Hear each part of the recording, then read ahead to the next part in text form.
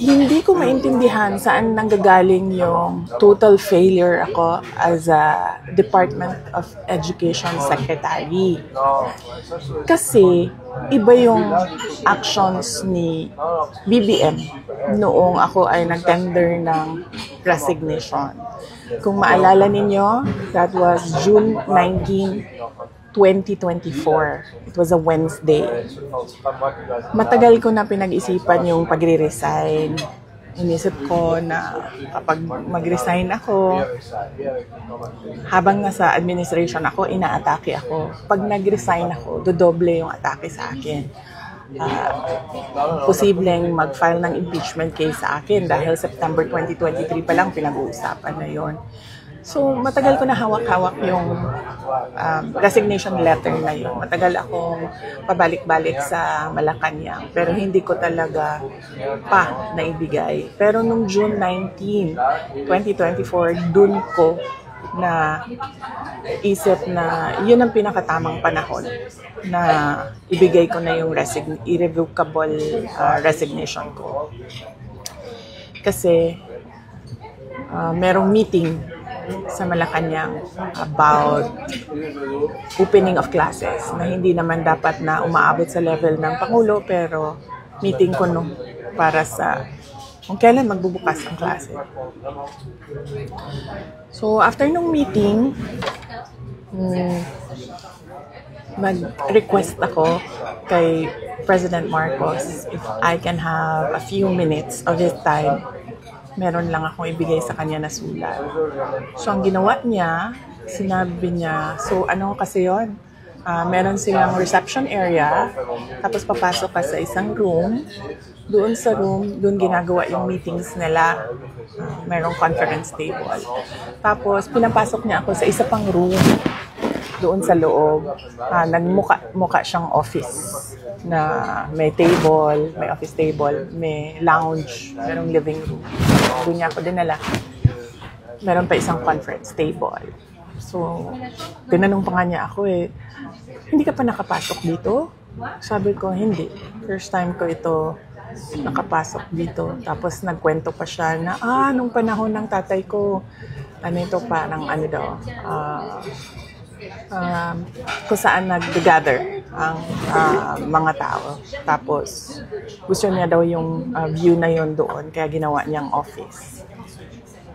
Sabi ko, okay.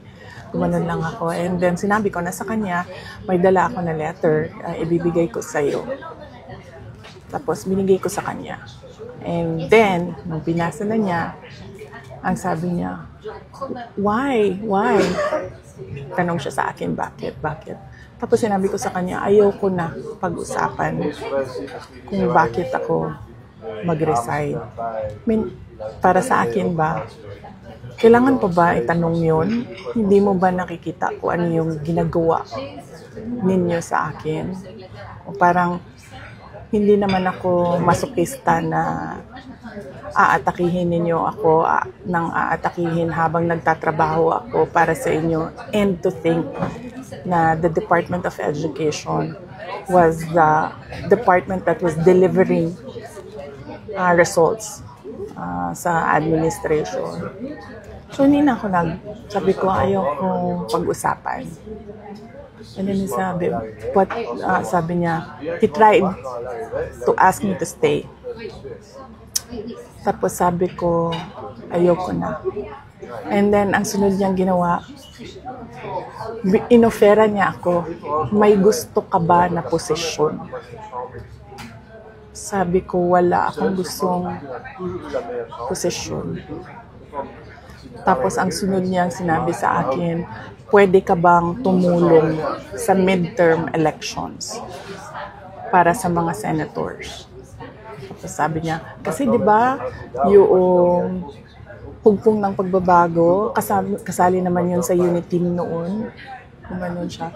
Sabi ko, hindi ko, pag-iisipan ko, pero wala pa akong plano para sa 2025 midterm elections ng senators. So, clearly, lahat ng attempts niya to make me reconsider my resignation. Na sinabi niya, magstay lang ako as Department Secretary o DepEd. Na sinabi niya, gusto ko bang lumipat sa ibang posisyon, sabihin ko daw sa kanya.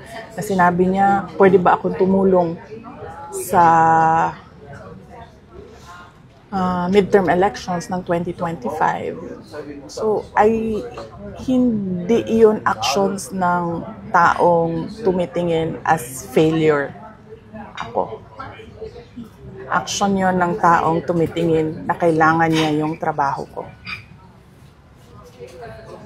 So, hindi ko alam saan nagagaling yung sinasabi nilang failure ako as a Department of Education Secretary.